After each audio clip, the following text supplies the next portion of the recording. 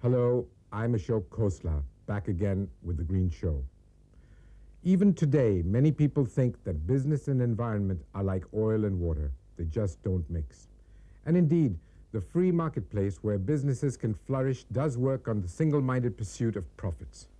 Caring for the environment on which our health and lives depend can only come from either restricting the freedoms of the market or from the deliberate efforts of business people themselves.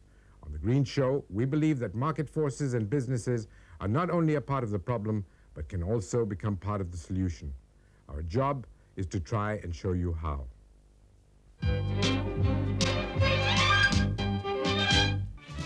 Today, The Green Show brings you a feature on green leather. Next, we take you to Tihar to meet the green Kedis. And finally, we wrap up the show with grass and golf sticks.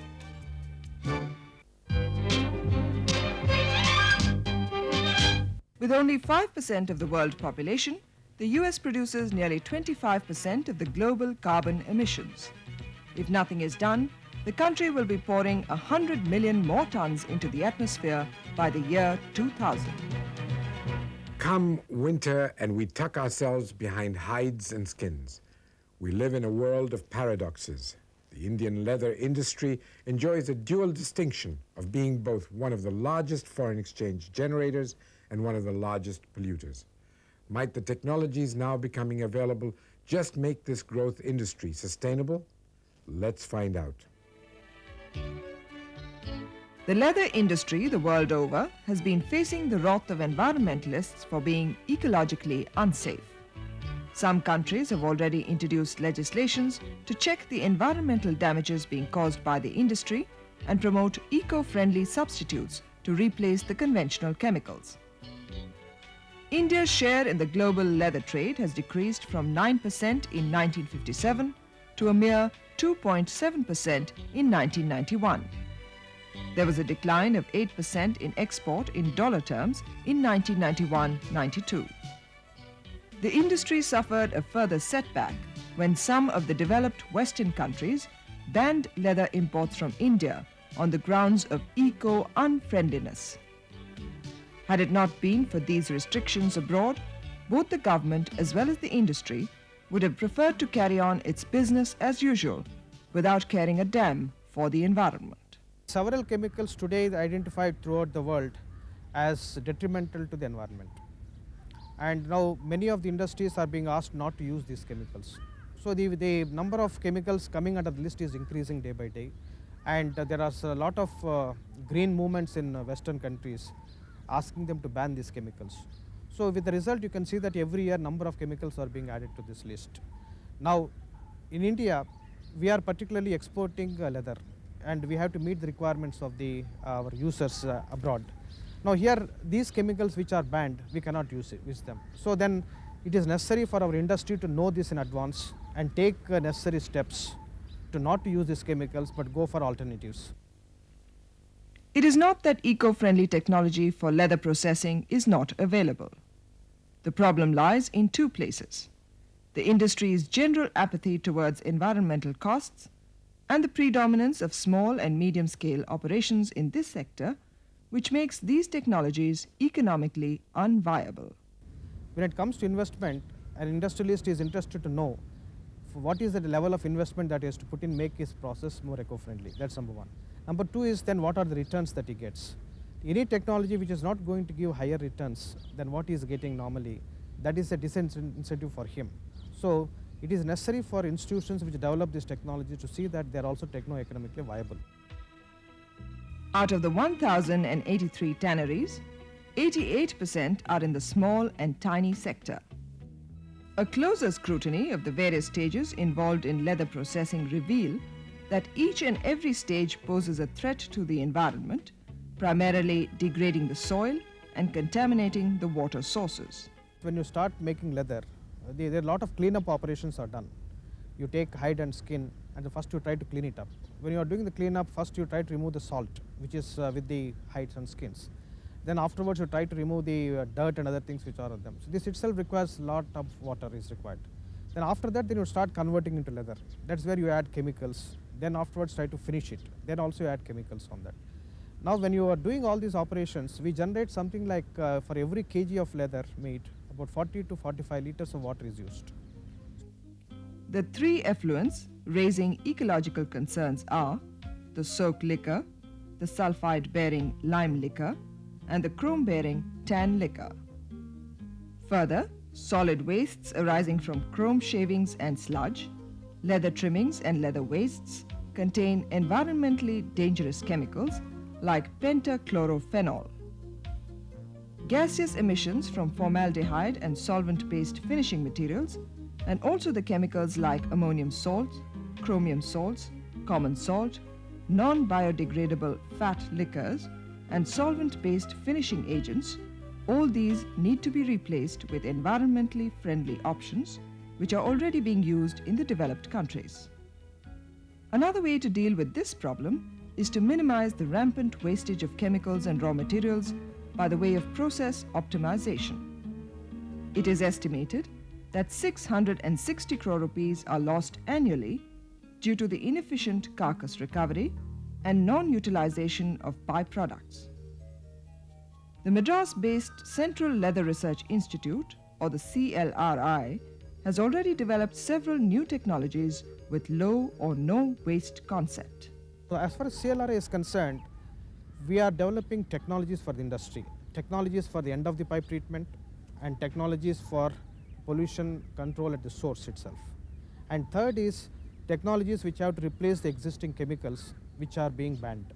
These include solid-state fermentation technology for production of unherring enzymes, saltless curing, mechanical desalting, carbon dioxide deliming.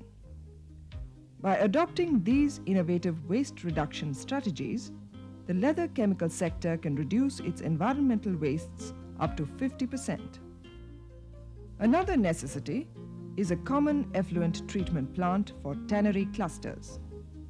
While the government has agreed to share 50% of the plant cost, the remaining 50% has to be taken care of by the industry. The operation cost for an effluent treatment plant can be met by the fees paid by the participating units according to the quality and quantity of effluent discharged by them. In this way, units with cleaner online waste reduction technologies would pay less, and those generating massive wastes cough up larger sums. Recently, the Government of India has launched a technology mission for sustainable development in the leather industry with an eye on technology upgradation, cleaner technologies, and quality standardization. With this, the fourth largest foreign exchange earning industry is expected to take a leap in the direction of sustainable development without losing out on profits. The writing on the wall is clear for the industry. Being eco-friendly is also econo-friendly. There is no other choice.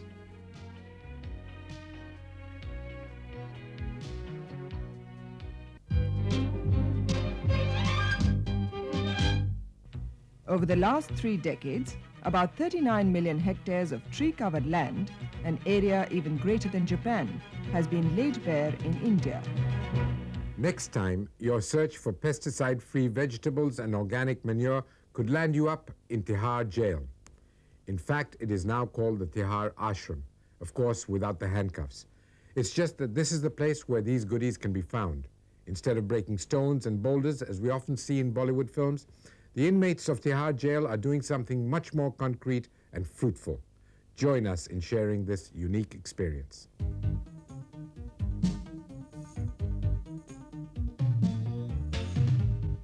Just 2 years ago, 280 phone calls were made every night from Tihar jail calling the doctor for help. Today, this number has been reduced to 7 calls per night, and this has nothing to do with MTNL's efficient telephone service. This is the particular place. Even when I came here, when I came newly about 8-9 years back, I remember, we used to walk around this place, and it was a lot of smells and so on. People don't normally come around here because of the smell. So whoever comes around here always pass that way and go.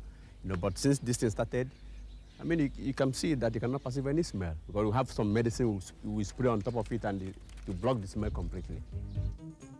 The credit for this turnaround goes to the jail administration, which launched a program to convert prison waste into a useful soil enricher called Cellrich. As a result, all the garbage which earlier used to be a nuisance for both the inmates and the administration is today laying golden eggs for them. So it's been such a bonanza for us. It saved money from money being turned into garbage, okay? And this garbage has been turned into manure. And it's like 43 lakhs into government kitty because 20 lakhs was being spent into removing garbage. And now we're making 23 lakhs out of it as manure. So it's a 43 lakhs. No stinks, no mosquitoes, no flies, and no rodents. All it needed was a practical initiative and a little support from outside, which in this case was provided by the Bombay-based Excel Industries Limited.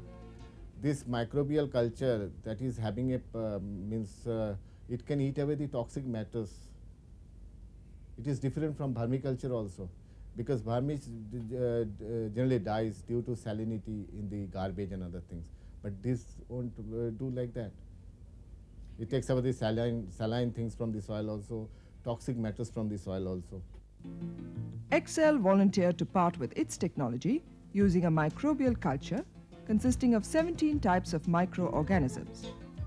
When inoculated with this culture, the garbage goes through a series of biochemical reactions before being converted into a nutritious organic fertilizer.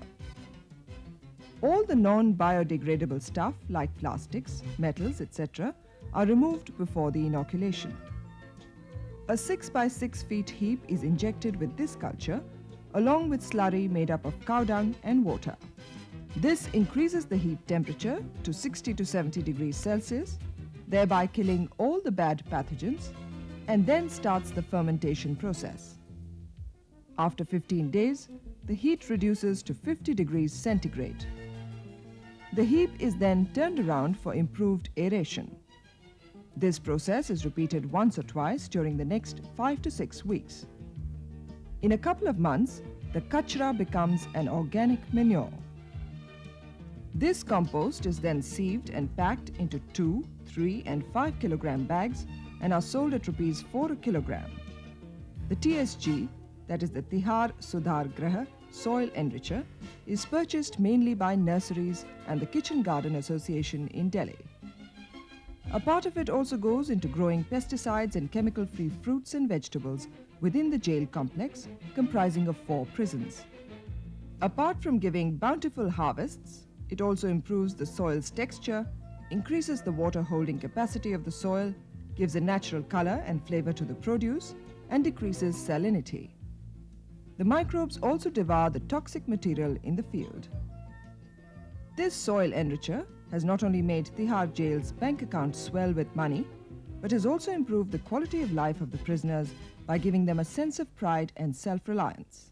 Money we earn out of manure now goes into the welfare funds to sponsor the educational and other festival programs. As a matter of fact, I'm getting remission from the administration. They're giving me remission, and at the same time, I'm getting 6 rupees per day, as a skilled worker. Our camera team discovered how the relevance of this activity went way beyond the mere disposal of garbage. The inmates of Tihar have emerged as prisoners with a conscience. इस समय तो हम custody में jail में बंद हैं। अगर बाहर हमें कहीं ज़मीन मिल जाए या कोई ऐसे बड़े आदमी मिल जाए साथ में शेयरदार, तो हम मेहनत करके जैसे नर्सरी खोल सकते हैं उसमें है क्या कि ज़मीन जैसे हम ले लिए, उसमें जैसे गमला बनवा के या उसमें फूल लगा के, जैसे अच्छे स्टैंडर्ड कॉलोनी है, कहीं बड़े बड़े कोठी हैं, अब सर लोग हैं, उस कॉलोनी में ले जाके हम बेच सकते हैं। एक गमला जैसे 50 की भी बिकता है, 60 की भी बिक सकता है, इतना तक बिक सकते हैं। मतलब पैसे उसमें भी है, मेहनत है लेकिन पैसे है, मेहनत बगैर तो वैसे कहीं कुछ मिलता नहीं। There's a company in Bombay who taught this jail authority how to prepare this. So that company, I've been getting in touch with them, and they promise if I come out, then I should meet them in Bombay. They will help me for the feasibility studies and so on, and so that I can use it to start something like this in my country. Because in my country, as a matter of fact, we don't have something like this. We waste it, just burn it. But I can see that there's a hell of money here, and somebody can make living out of this. ये जो मतलब प्रदूषण जो ख़राब था वो सही हुआ, उसकी वजह से मतलब बीमारियाँ थोड़ी कमी हुई हैं। मतलब मैं चाहता हूँ ऐसे ही मतलब हमारे जो बंजर धरतियाँ और काफ़ी जगह ऐसा ही इलाका जो ख़राब पड़ा हुआ है, बंजर है, जहाँ रेगिस्तान है, ये सही हो, ऐसा ही सबको ऐसी खेती वहाँ भी हो, तो बीमारियाँ मैं सोचता हूँ कि मतलब हमारे हिंदुस्तान में बहुत कम पैदा होंगी इसके। The one and only way to appreciate the Tihar Jail project is to replicate it all over the country. All cities should have several such projects running in all the municipal zones. If at all we are self-sufficient in anything, it is garbage.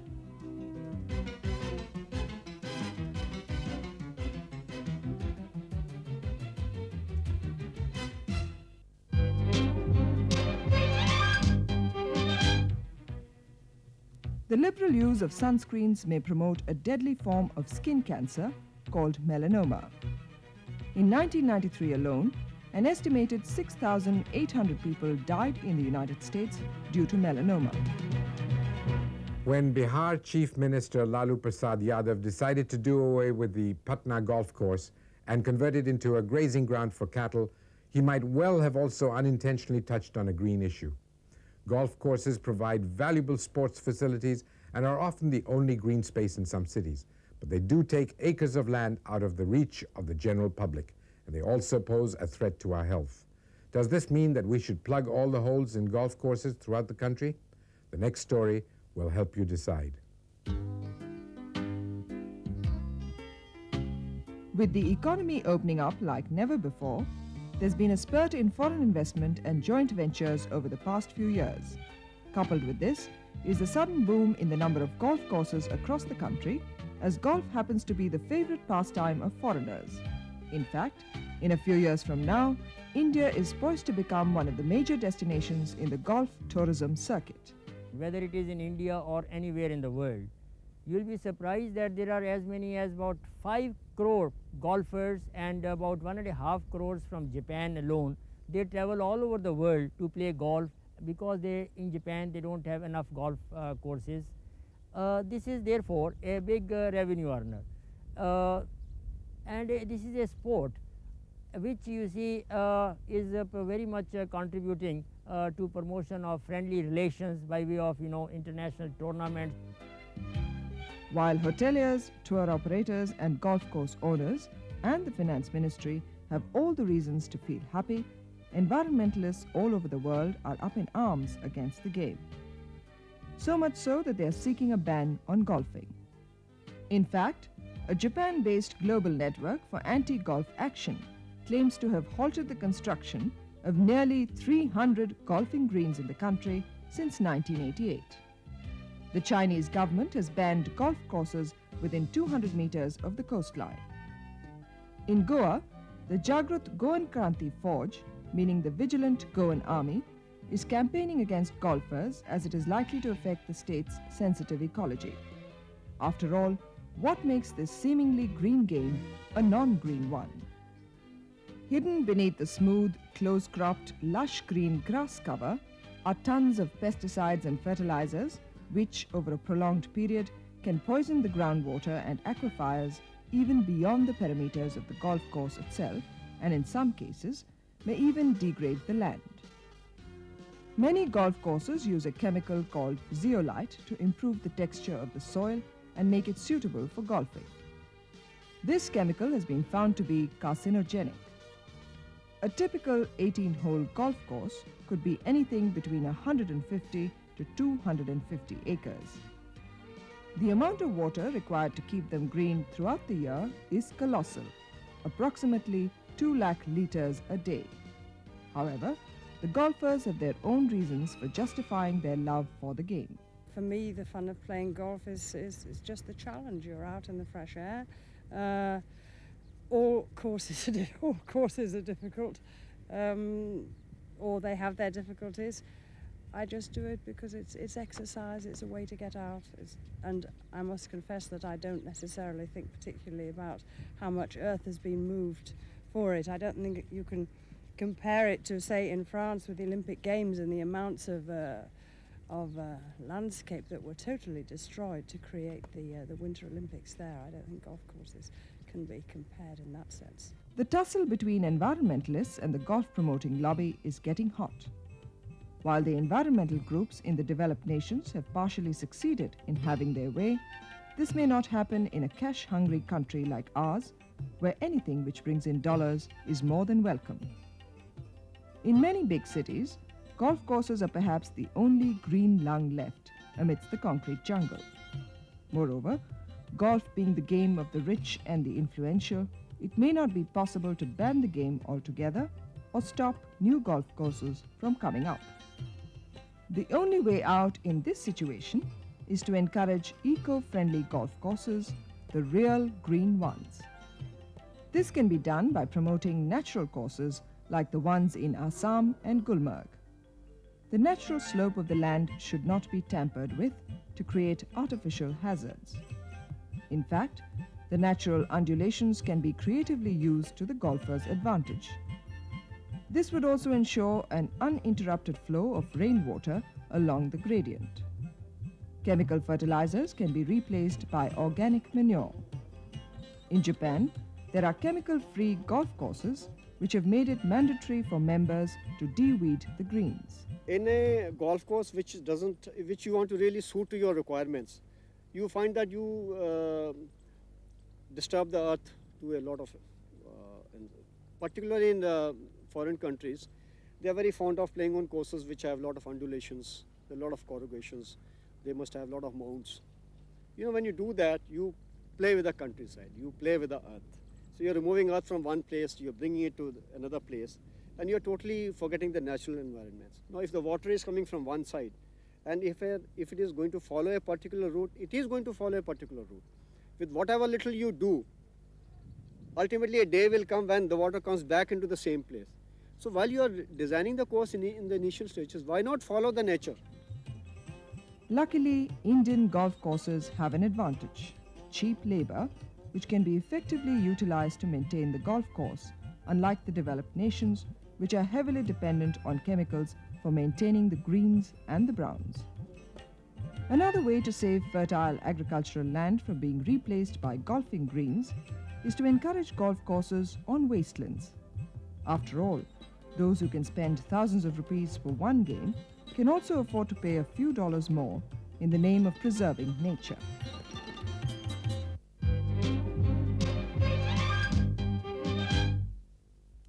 Eco-consciousness is rapidly catching up with quality consciousness as the vital precondition for success in business. Smart companies have already woken up to this fact. For others, it will take some time before they realize the massive environmental and social costs we will have to pay if they don't act fast.